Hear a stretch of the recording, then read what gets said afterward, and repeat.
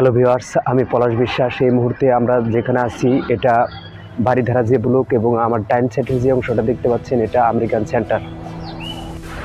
So guys, আমরা এই মুহূর্তে যে স্থানটিতে অবস্থান করছি এটা নতুন বাজার এবং বাসতলার মাঝামাঝি অবস্থানে।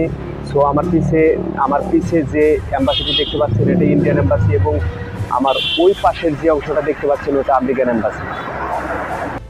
বারিধারা যে ব্লক থেকে গাড়িতে উঠলাম এবং সামনের যে বিল্ডিংটা দেখতে পাচ্ছেন এটা আমেরিকান এম্বাসি এবং এই যে স্টেশনটি এটি নতুন বাজার।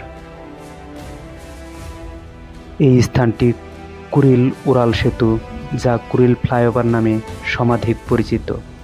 ঢাকার কুড়িল মোড়ে বিমানবন্দর সড়ক ও প্রগতি সরণির সংযোগস্থল তৃতীয় উড়াল সেতু। অন্য দুটি উড়াল সেতু যথাক্রমে মহাখালী ও খিলগাঁও উড়াল সেতু। সরকারিভাবে কুড়িল বহুমুখী ফ্লাইওভার নামে পরিচিত।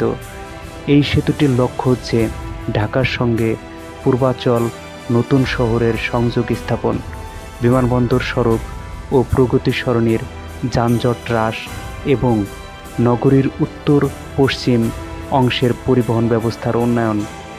এই সেতুটি নির্মাণ ব্যয় হয় ৩০৬ কোটি টাকা। ২০১৩ সালের ৪ই আগস্ট দুপুর ১২টার দিকে জনগণের জন্য খুলে দেওয়া হয়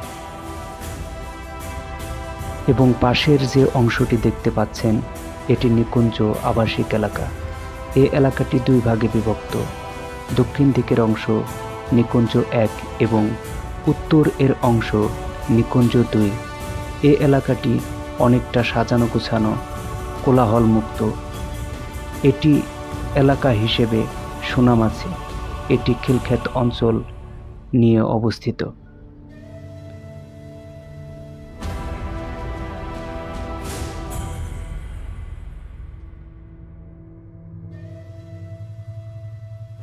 এই স্থানটি লো মেরিডিয়ান নামে পরিচিত।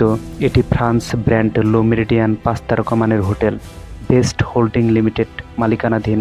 লো মেরিডিয়ান পরিচালনায় রয়েছে আন্তর্জাতিক হোটেল পরিচালনাকারী প্রতিষ্ঠান Starwood hotel and restaurant worldwide corporation. So guys, এই অংশটি এয়ারপোর্টের তৃতীয় টার্মিনাল। এর নির্মাণ কাজ শুরু হয়েছিল ২০১৯ সালের ডিসেম্বর মাসে। প্রকল্পের নকশা অনুসারে টার্মিনালের সুবিধাগুলোর মধ্যে রয়েছে ২৬টি বোর্ডিং ব্রিজ, যার মধ্যে ১২টি প্রথম পর্যায়ে এবং বাকি ১৪টি পরবর্তী পর্যায়ে নির্মিত হয়।